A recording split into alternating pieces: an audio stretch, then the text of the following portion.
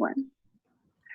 Hey everybody, thanks so much for joining us today. We're talking about season 1 of StarGirl, episode 10, Henry Jr., Brainwave Jr. actually. And oh my gosh, so many things happened in this episode. It's absolutely crazy.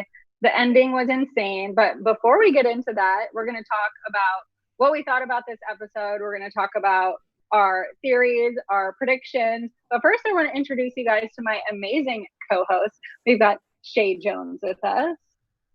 Hey guys, I am so ready to talk about this episode and that ending. I am about to cry thinking about it.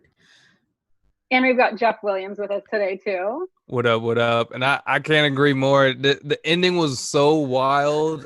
I was pissed. And I was very surprised. But hey, we'll talk about it.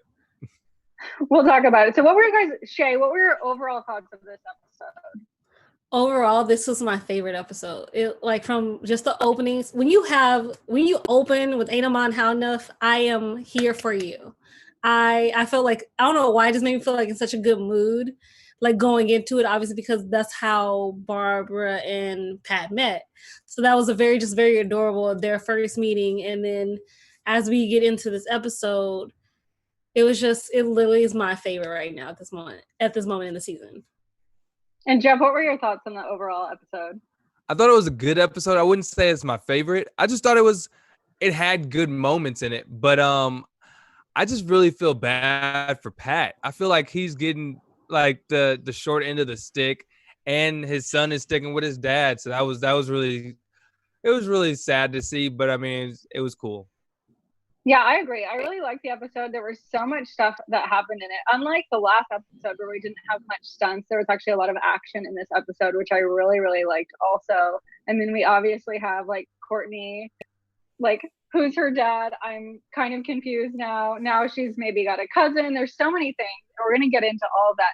First, I just wanted to let everyone that's watching know that we do have a live chat. So if you guys want to chat with us about the episode, or what you thought about it, questions about anything that you saw, or anything else that you want to randomly throw at us, we are monitoring the chat, so please chat with us there and let us know what you thought about this episode. So let's just go back to the beginning of this episode. So it all started 2 years prior, where we see Pat and Barb before they've met, and this is kind of the first moment where they meet each other in this little diner in Blue Valley, obviously.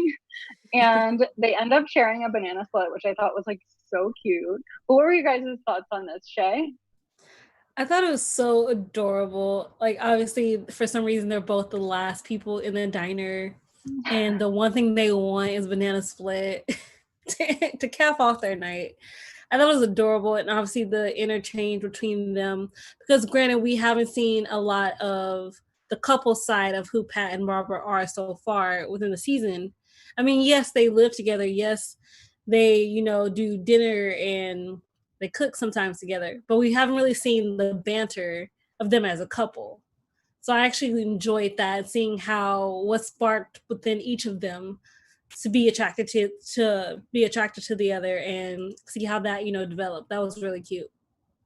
Yeah, I agree. And Jeff, what did you think about this? Yeah, I thought it was really cool, but we needed this scene. Like we've talked. I mean, they've been married. We've seen them flourish in their present day, but we never saw how they got there. We kind of knew a little bit about Barbara's mom, Barbara's kind of backstory. Now that we know that she's from there, that's why she was still there. And why Pat was there at the time. And there's still there's still questions to be answered. So it was really interesting of a scene. But yeah, it was definitely necessary, because we're in episode 10 and we're just now seeing like when they met each other. Yeah, exactly. I mean, we really haven't had a backstory on a lot of the characters. And so I think this was really necessary for us to kind of get some sort of origin story about how they met. And I hope that we get to see more of it if they stay together, which I'm hoping that they do. But from here, we basically go back to the basement, which is where the last episode ended. And there's Barb and Pat and Courtney and the stuff. And she freaks out, obviously. She freaked out actually a bit more than I thought she was going to. I thought this is when we were going to find out that she was like secretly a super hero as well, and that we were going to find out some sort of, backstory on why she lived in Blue Valley. But Jeff, what were your thoughts on this? Did you think that she was going to freak out that much? No, not in the slightest. I feel like she kind of didn't know what to do, but like she was doing way too much. She like kicked out Pat without even asking questions. Didn't really believe the semi-story Courtney was saying, but like told her to leave. But then you saw a staff flying and then fall by itself. So like there were so many elements where you could have asked questions, could have learned more, but you're like, nope, just leave, just get out of my face, and then like still try to research it. It didn't make sense. It just didn't add up for me. And what would your excuse have been if that was your mom? Because I know Courtney came up with some really bad ones, but what would you have said to your mom if that was you? I probably would have like, oh my God, what is this? And just like act like it's the first time you saw this. And like, Mom, come over here. It's floating. And just acted so naive. She was mumbling all her words. She didn't know what she was doing. It was bad because like she always does. She oversteps and talks over Pat. But in this time she should just let Pat talk. Yeah, she's not really good at just keeping quiet. She's usually sticking her foot in her mouth. Shay, what thoughts on Barbara and the staff, and what would you have said if this was your mom? First, for like how it went down. Firstly, Courtney, I just needed you to be quiet because your story was not helpful. It just wasn't. And then, like, obviously after she left, I think this is the one time where we can actually see the resemblance of mother and daughter. They have a tendency to think they know what's happening and not want to hear anything else. And they just go. And it's very active. And I hated the fact that she kind of blamed Pat for dragging, quote unquote, her daughter into the situation because Courtney did it all herself. Mm-hmm. Courtney is her own person. I can't make Courtney do anything she does not want to do. So I feel like blame was placed wrongly in that sense, especially towards Pat, because Pat is such a like soft-hearted person. And then the fact that she kicked him out. I mean, granted, I probably would have kicked you out too. But then I actually would have had the conversation with you the next day. I wouldn't have said, hey, Court, we're leaving. We're gone. You pack your things. I wouldn't have did all that. What I would have said if I was Courtney, actually, now that Jeff said his, I kind of probably would have tried the same thing just to see if it worked. Just like, oh my God, Mom, like, how did this get here? Like, Pat was just explaining this to me. I kind of found it. Yeah, what did she say? It was from the Sharper Image or something? Right? Yeah, she's like, it's from the new Sharper Image. I might have believed that too, if that was the actual case. And also maybe 10 years ago. I haven't even seen a Sharper Image store in a long time. I mean, I got some Sharper Image stuff like I legit give to people for Christmas. Like, because they're always at Target. So like that's when the Sharper Image stuff comes out. Awesome. So anyway, so then we've got the staff, we've got Barbara freaking out. Then Pat tried to explain, oh, I was straight C and then of course Courtney's like, Dad was a superhero, blah, blah, blah, blah, blah. And Barbara's just like, no, because obviously Barbara knows who her dad was. And she never says that the photos aren't Courtney's dad, but she never says that they are. So that was really interesting. And then we get into Pat trying to say, and Courtney, that, Jordan is Icicle and that he's really dangerous. So what were your first initial thoughts on this, Shay, and whether or not you thought Barbara was really going to think they were absolutely insane or even like maybe just slightly believe them? Initially, if I just had dinner with my boss and now you're telling me that my boss is evil, I'm going to look at you like you're a child making things up. I mean, just from totally. Granted, I saw a floating staff in there, cool. But at the same time, you just told me that my boss that we just had for dinner with his family, we had a very nice evening. Suddenly, he's evil. What are you saying, child? Those are seriously, if I was Barbara, those would be my internal thoughts happening, because what do you mean? Like, I can't say that enough. Like, I would have been freaking out personally. I would have freaked out if I just came downstairs, there was a floating staff, and somehow my daughter thinks she's a superhero. Somehow Pat was a sidekick. you have photos of people of a time that I just don't understand, I would be thinking that I married somebody crazy maybe. And now I'm just learning, like, because it seems like Pat is always like almost too perfect. Like, granted, nobody's perfect, but he's very like that normal guy. And now, okay, like a click. This is what's wrong with him. Cool, I can be out now. I feel like in a way she was looking for an excuse for something to go wrong, just somewhere in her relationship, because I guess it's been good for 2 years now. And nothing's really popped up. So I think she was more freaking out for looking for an excuse, if that makes any sense. Yeah, you might be right. And she had that fantastic dinner with Jordan, who I think she's starting to kind of like, because she's always like looking at him over her shoulder, and when she leaves the room, and yeah, maybe. I mean, they haven't been dating, or married. They've been together for 2 years. It's not that long. So yeah, maybe she's thinking he's fit for the loony bin. But Jeff, what were your thoughts on this?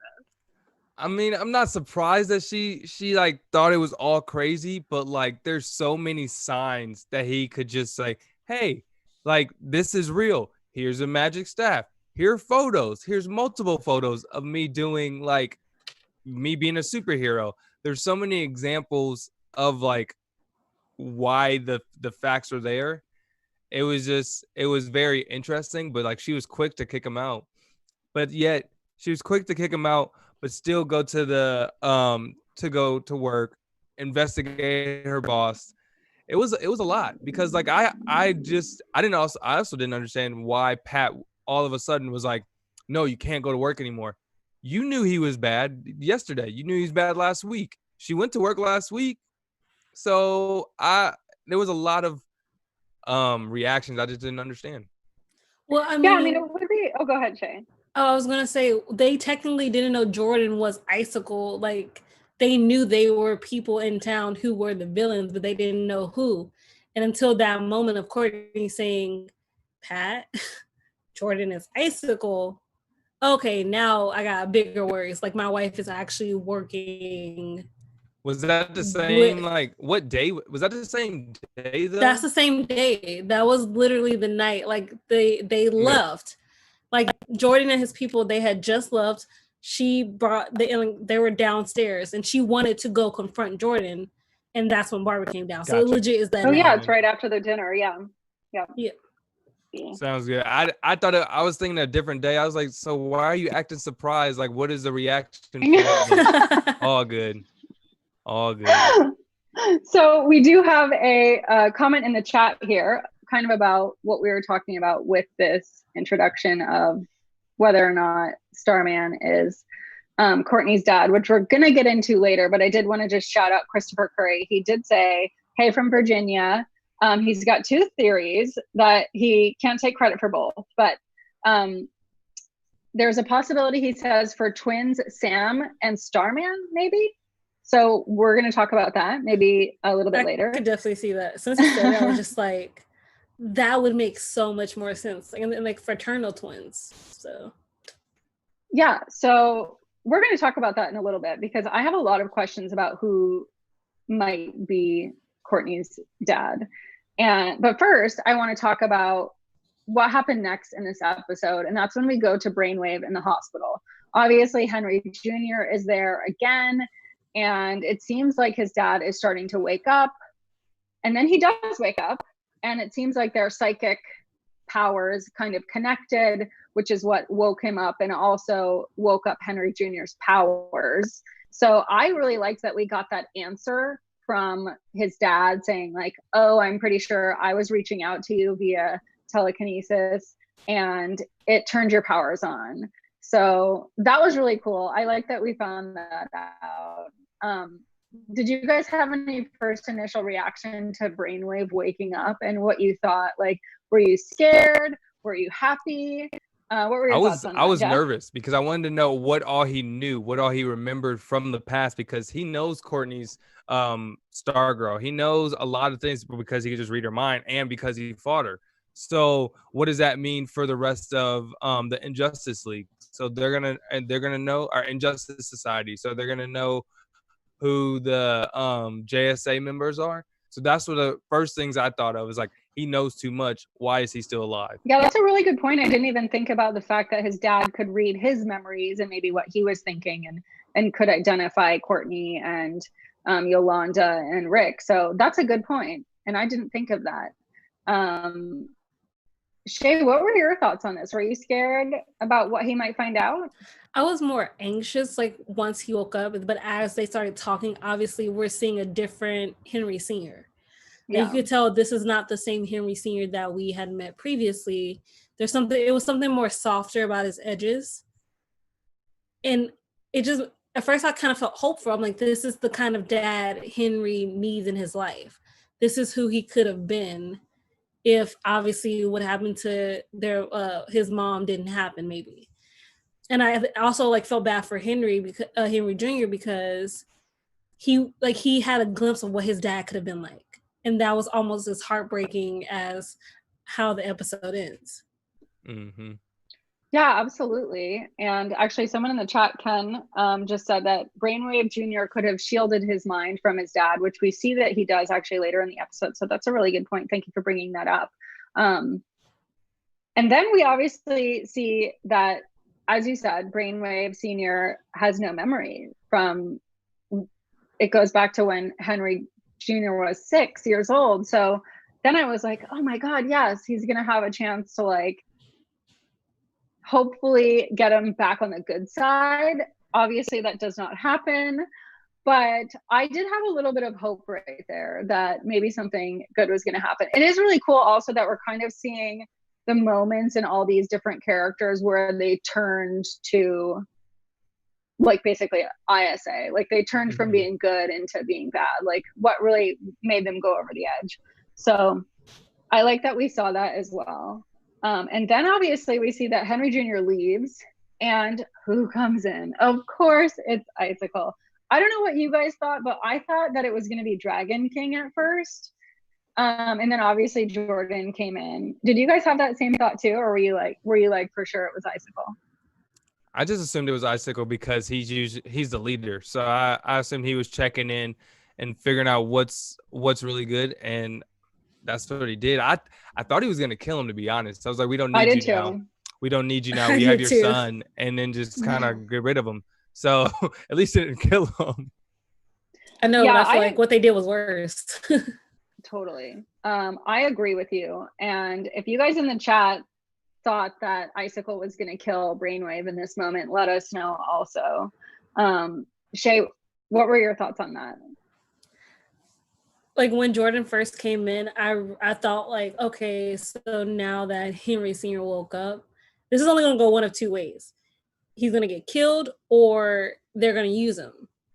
And in my mind, because I can't remember if Dragon King told the ISA that Henry Jr. had powers.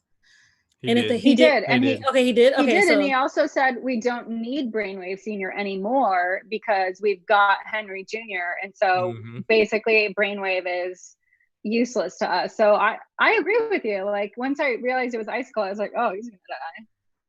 Well, okay, so in that case, I feel like bringing Brainwave back into the fold, and then also I feel like they thought, okay, maybe if one Brainwave could reach 6 states, what would 2 Brainwaves do? In that sense, yeah, it can maybe even have a greater reach than what they've first wanted. So I feel like it had there was a purpose to him not being killed as well. Yeah, you're absolutely right, because it was supposed to be like a pretty small bubble, right? But yeah, with both of them, you could probably make it a much bigger bubble of basically wiping people's memories and that kind of thing. So it would be a much bigger, I guess, experiment for them to be able to take. So basically after that happens, we've got Henry Sr. and Icicle. They go off to go get his memories fixed by the Dragon King, which I'm sure we were all like, oh no, I hope that doesn't happen. And then we've got, still going on in the story, we've got Pat's now being kicked out and also Mike is going with him to the garage to spend the night, which I thought was really cute. And I also really liked that we saw Mike have some more lines in this episode because he's usually got like 2 or 3. And and then him and Courtney kind of, I mean, he really like stands up for himself and says, you know, like, well, what's going on? And she obviously won't tell him. And he gets really upset and is like, well, that's because obviously you're not my family. So, I mean, they kind of have these back and forth of like liking each other and not. But Courtney is very much like not really very open and welcoming and nice. Did you guys hope that she was going to kind of say something to him in this moment of letting him know some of this stuff so that we can get him to be the sidekick that we know we want him to be? Shay, what were your thoughts? I can see why, but I feel like if our parents aren't going to be together, because obviously that is where my brain is, my mom wants us to leave, it wouldn't benefit me telling Mike anything. And it wouldn't benefit Mike either, because he's still technically a kid. What is he going to be able to do? I mean, Jeff obviously feels some way different, so there's that. What do you Jeff, mean? What is he gonna do? She's a kid too. She's like, yeah, but like when you're 16 and what is Mike, like 11, 12? What's a 16-year-old gonna do to a parent's relationship? The same thing a 10-year-old gonna do. Not a thing. Not a thing. Right. So what is him telling her? He went there and was like, you know what? There's an olive branch. I'm gonna apologize. You were hurt in the car. I went there. I apologize. I want to be brother and sister with you.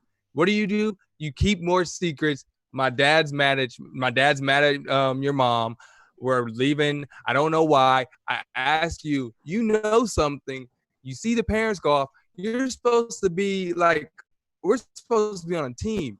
Obviously, your parents are going to keep stuff from you, but your brother and sister are supposed to be a team. So, like, there needs to be some kind of communication. He was reluctant that she was taking over her dad, that she was taking over that life. He gave the olive branch and still got nothing in return. So I'm team Mike all the time. I'm not saying what he said wasn't right, but at the same time, it's not like she wanted to keep the secret. Like she wanted to keep from her mom too. She tried, and but she failed. But she knew that was wrong, or she found out that was wrong. No, I still wouldn't have told Barbara. If Barbara was going to react like that, I'm now recording on that decision of just keeping her out of the dark. I am sorry. Yeah, it was cold. I think she should have said just anything, not just, I can't tell you anything. And I also it's one argument. I don't think he's probably gotten kicked out of the house before. You can't, I mean, I think even for Mike to be like, oh, Dad, are you getting a divorce? Like, it's one argument, really? I don't know. I mean, maybe that's what some kids say to their parents after one argument, but I thought that was a little bit too much maybe for that as well. But basically you're from not here, my sister. I know it was a little bit. That was dramatic. I'm sorry. Look, he's the only one in the family that don't know any information. He can be dramatic. All y'all hiding secrets. All y'all doing all y'all want to doing whatever you want, and you're not gonna tell me anything. All I know is that we're kicked outside the house. Did nobody kick you out? You left. We're a new family. That's all I know. I'm gonna stay with my dad. What do you even mean? I'm not saying he wasn't right with staying with Pat. I'm not saying that at all. But you also, just because I know, I'm also we keep saying that Courtney's a kid too. She is. She deserves, but so Mike deserves to know. Well, Ken in the chat brought up a good point. His dad can't keep a secret, obviously. So maybe his son can't either, and maybe Courtney's a little bit afraid of that. So. The only person Courtney's good at lying to is Mike. The only person she's good at lying to. I mean, she's pretty good at lying to Pat too, but he usually eventually figures it out. So that's good. But basically from here, we go to Henry and Courtney. And this is kind of where the episode got really interesting, because we see Henry calling out to her, trying to get her attention. He's talking to her telepathically and basically gets her to come over to him, where he says that his dad has woken up. And then Henry obviously is in her mind. She's like, get away from me. She gets a little bit scared.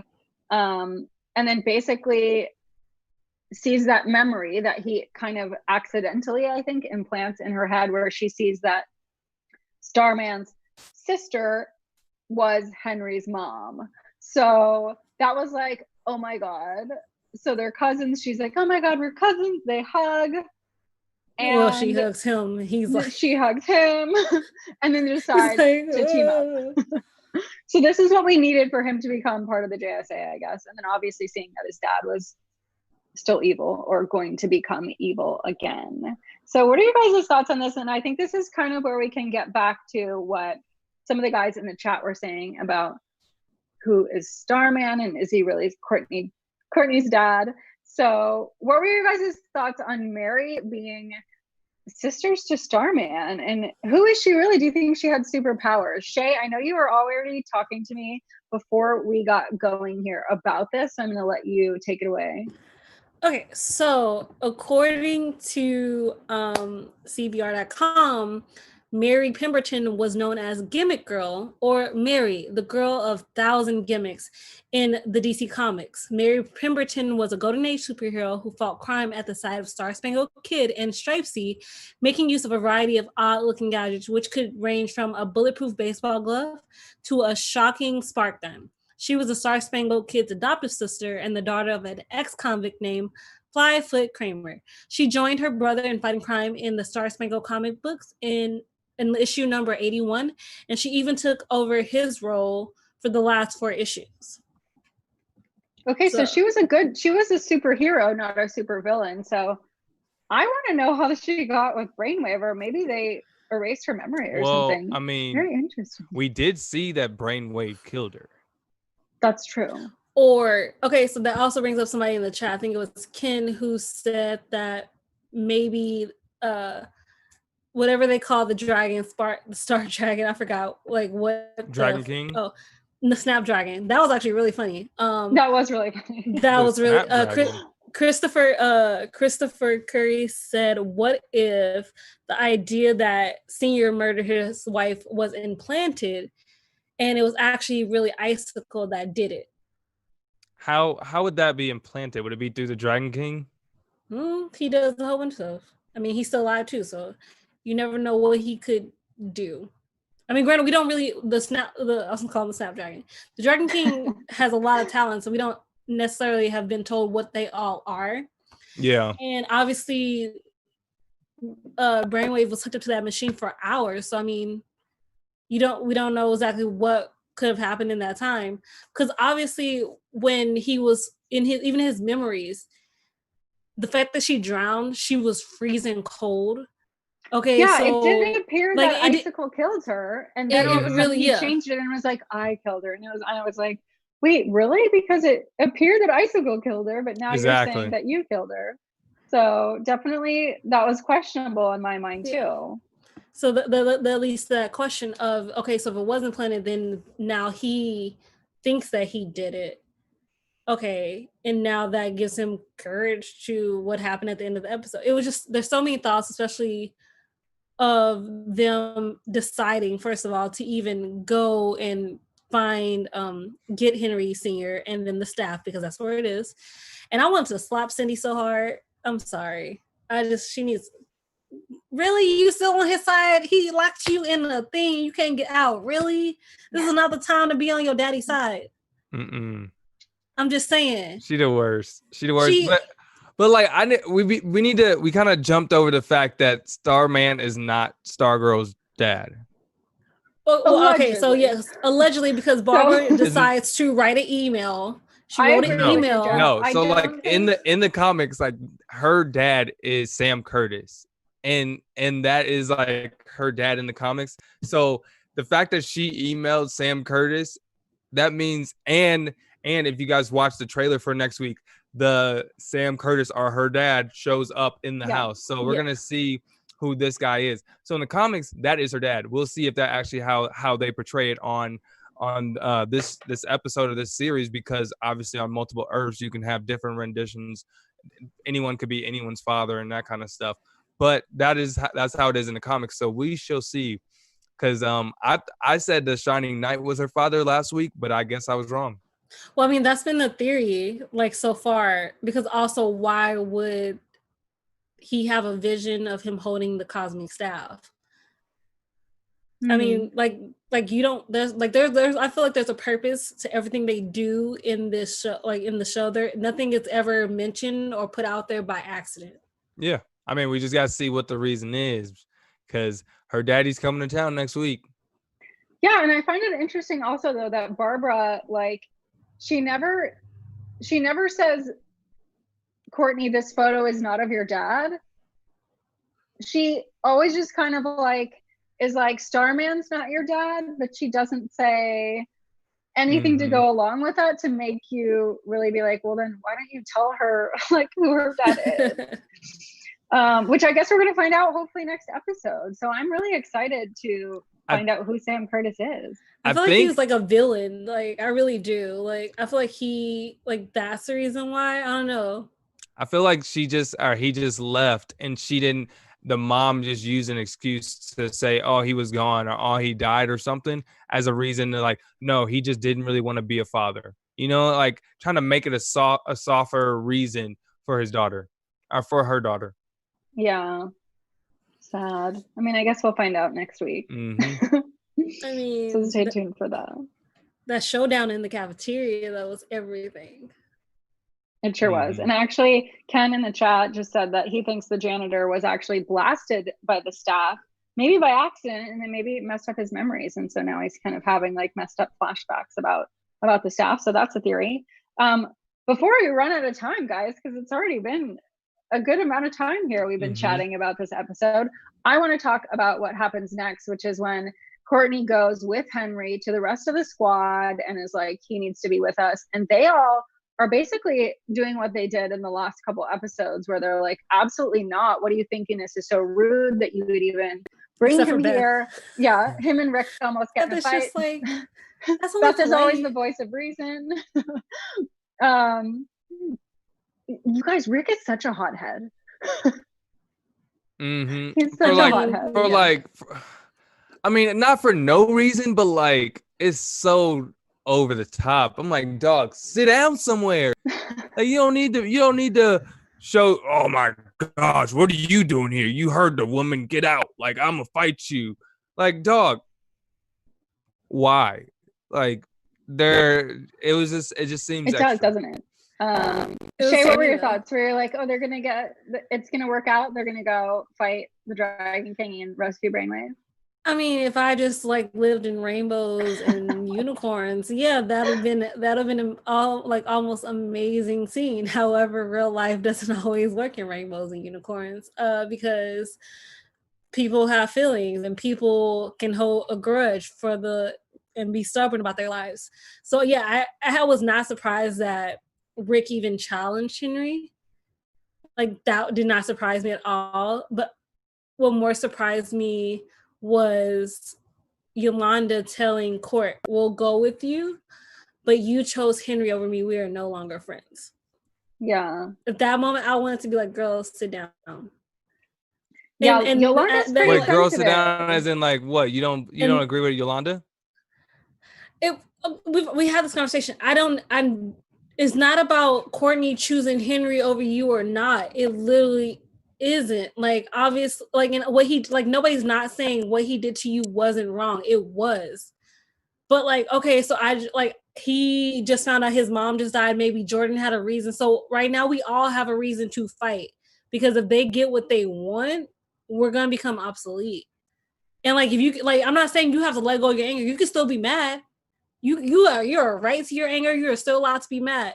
Just like, I feel like, I know that's like legit probably going to sound very insensitive, especially from me, but I just need you to focus your anger on the bad people and then come back. And once we defeat them, then you can still be angry at me. You can go your side of the town. I'll stay on my side. That's what she's doing. She's just doing it to Courtney too. That's true. True. She just said, hold on. I mean, we gonna work. We gonna do the work. Just know I don't mess with you no more. That's all she said. But I'm like, hey, but we still gonna get this money. Just know after it, we don't mess with each other no more. That's all I heard. Yeah, she's like, we're still in a group, but I am not your friend. I will work with you, but I will not hang out with you.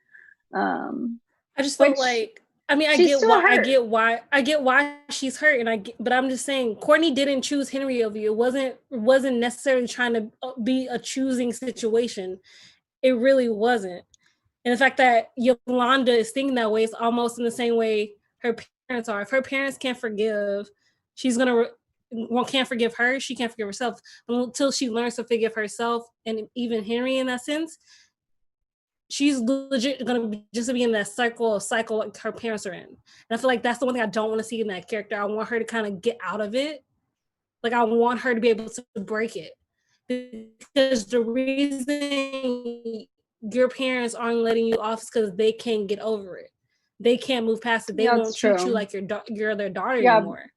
And that is really sad, and it hurts you every time you have to go to your house. And you take that with you every time you leave.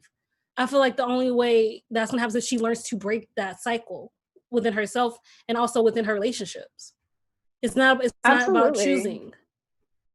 So for me, that's why I wanted, when she said that, I was just like, man, I need you to like really take a step back. Yeah, it was a bit sad. Well, let's get into this fight because they do end up teaming up, and the JSA, as always, goes into the tunnels and decides they're going to try and fight both the Dragon King, potentially Icicle, and Brainwave, and Solomon Grundy. And Solomon Grundy, who Rick realizes is also in the basement. So that was interesting. There's a lot of really good action in this sequence, and flips and falls and crawling on the walls. And then we see, obviously, as you said, Cindy locked up in a dungeon, and she's like, "Let me out. I want to kill myself." She's here. They're here. Dad, let me out. Yeah. So what do you guys think of this fight scene first and what happened? And then we'll get to what happened at the very end of it before.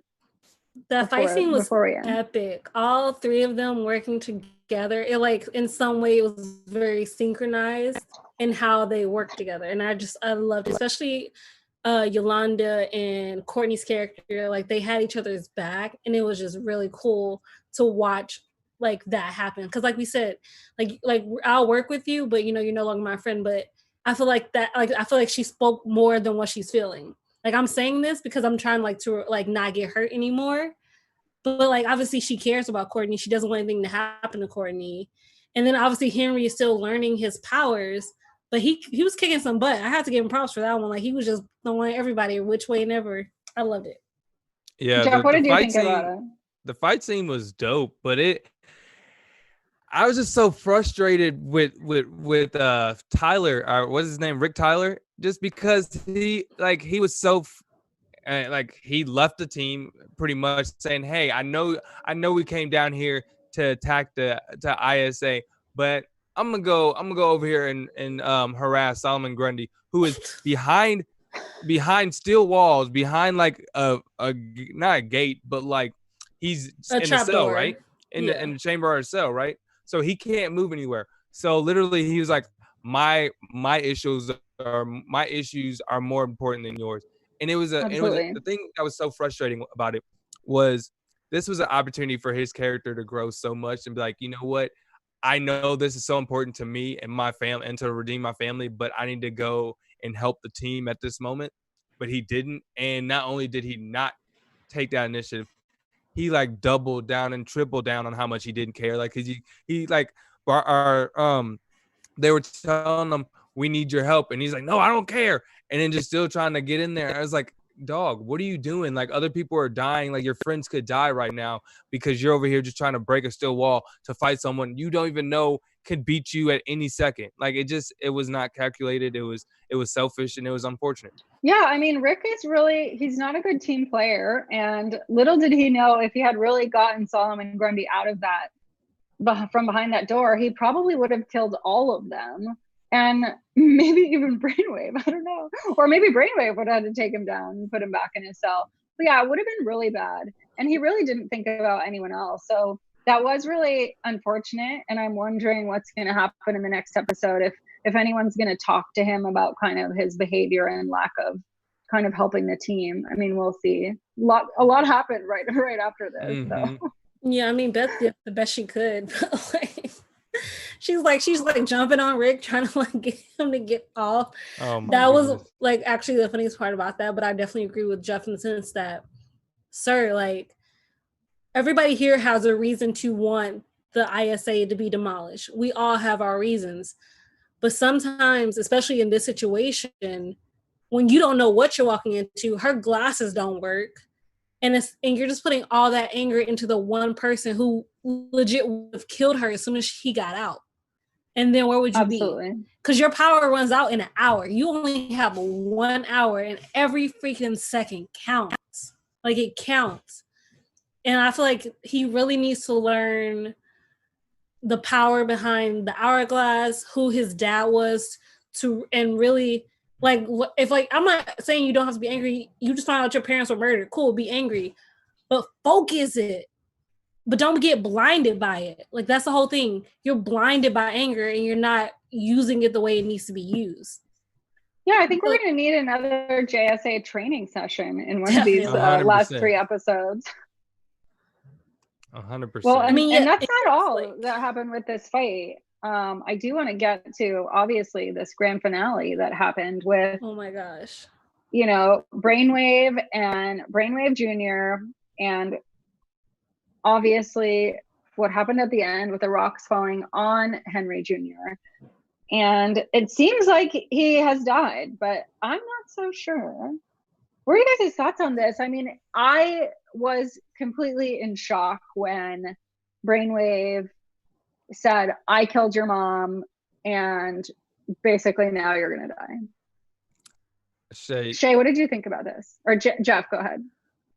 Oh, okay.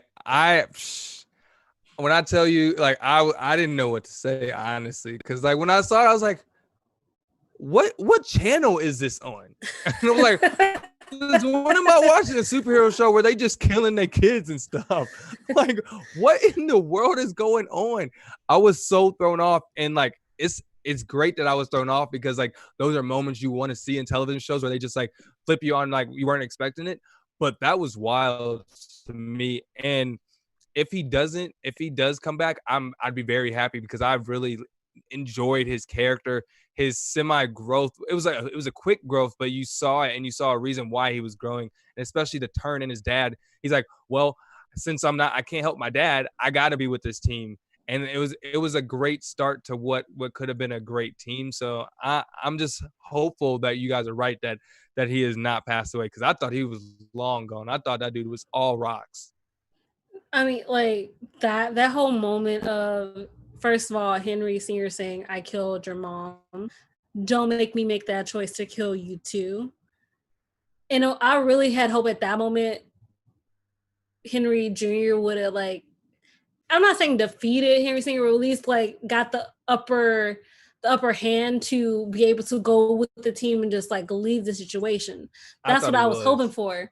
I was like waiting for that moment, but the fact that they did a whole plot twist, and just the moment before he left, he was saying, first he looked at Yolanda, he was just like, I'm really sorry. Like that, like it ultimately broke my heart, because at that moment you could have saw the person, like you were saying, Jeff, he could have been for not having this moment. And then him saying that there are so many good people in the world, like, remember that. It broke my heart to watch just the collapse of the rocks. And like watching them all still trying to get in, like those bars, like they were just trying their hardest to get to him, even though what they said earlier, at that moment, it didn't matter. Like, we brought you here, you're with us. And it broke my heart to watch them watch the rocks. And I actually agree with Alice. I'm kind of hoping it was more of a tease. Like, he didn't really die. I feel like they're gonna, like she was saying earlier, like kind of brainwash him to being like Henry Sr. And if that happens, that'd be a great plot twist. And to have him have to figure out a way to get Henry Jr. back to the person that we saw. So that's what I'm kind of hoping for. But that broke my heart. Shay, it really did. I agree with you. It was so sad seeing Henry Jr. get crushed by the rocks. And also, I hate that Yolanda still like hasn't really accepted his apology. But let's get into predictions. I know, Shay, you already kind of mentioned one. We had talked about this earlier. And I agree with you. I think my prediction is that Henry Jr. is not dead, that his dad somehow kept him somewhat alive or has taken him into this brainwash machine in the dungeon and is now going to turn him evil. So I'm excited to see what happens in the next episode. Jeff, what predictions do you have for next episode? I think for next episode we're gonna see the real, or Courtney's really real father, and I think is gonna hurt her because she's gonna realize her father is not this superhero that she built up in her head. Her father is unfortunately someone that left her because he wanted to do something else, and I feel like that's gonna put her out on a different type of pursuit, because right now she's always wanted to be like her father. I think now she's gonna want to be, if anything, just her own person, and it might siloed herself even further from her teammates, her friends, everybody. That's a good prediction. I like that, and I agree with you. I think finding out she's not Starman's daughter is definitely going to maybe make her a little bit more selfish. So we'll see. Shay, do you have any other predictions other than the one you kind of already mentioned? Well, I mean, that was your prediction. I was just tossing out there. But my prediction, I also think that if Henry survived, they're going to use his knowledge of now what he knows. And like, that's when Dragon King is going to come in and try to, get Pat or Mike or anybody else. Like, he's going to come out into the world and do some damage in Blue Valley with like not a shred of not a shred of doubt in like how he knows the information situation. And I also think obviously we're going to see Courtney's dad, but I think that I'm kind of hoping if she does realize who that person is, she won't become selfish. She will try to still be that person, like be StarGirl, be the person her team needs her to be, especially after what happened to Henry. Like, not being like your parent, it not necessarily is a bad thing, but just because your dad wasn't who you thought he was going to be doesn't mean you can't be the person you need to be. If, like, I'm saying that correctly. Yeah, no, I agree with you. That's a super valid point. I also do want to just shout out to the guys in the chat. Ken from Chicago also just said, will Cindy reveal StarGirl's identity? Maybe to the whole school. Who knows? I think that's a really good prediction. And also Chris Curry says more Dragon King without the mask. That was actually really scary, and we didn't mention that. Was terrifying. I would have screamed too. Like, shrieked when that happened. That was great. That was so great. I was like, is there a real person in you? Like it was like that didn't look like a real person. I mean, granted, like his name is Dragon King. It's not exactly a hard jump and leap for that, but still, like I was not prepared. Well, yeah, we hadn't seen him without his mask the whole season. So I'm also wondering if we're going to see more of the ISA in their supervillain forms in the next episode. There's only 3 episodes left. Oh my gosh. And I'm so excited for us to be back next week. I just want to thank you guys again in the chat. Thank you guys all for watching. If you are watching this later or now, make sure you give it a like, hit that subscribe button. Also, we'll be back for the next couple weeks doing this after show and telling you all our predictions, our theories, and more about StarGirl. But before we go, I want to let you know where you can connect with all of us. Shay, where can they find you? You guys can follow me at Real Shay Jones on Twitter and Instagram, and check out my YouTube channel, Shay Jones. I just did an awesome Disney summer virtual event, so check it out. And Jeff, where can they find you? That's what's up. Yeah, and if you guys want to continue the conversation, you guys can follow me at Jeff Will Jr. on all your social media platforms. And Twitch. That's exactly. Right. I gotta throw it in there because Teron's not here. I said all the social media platforms. We're on all of them. Yes, and definitely check out Shay's YouTube channel if you love Disney or other stuff entertainment. She's got some great stuff that she's working on over there. Obviously, you guys can find me right here on my channel, and you can find me across social media, Alice's Adventures on Earth on Instagram and Alice L. Ford on Twitter. But we will see you guys next week, and thank you guys all again so much for joining us.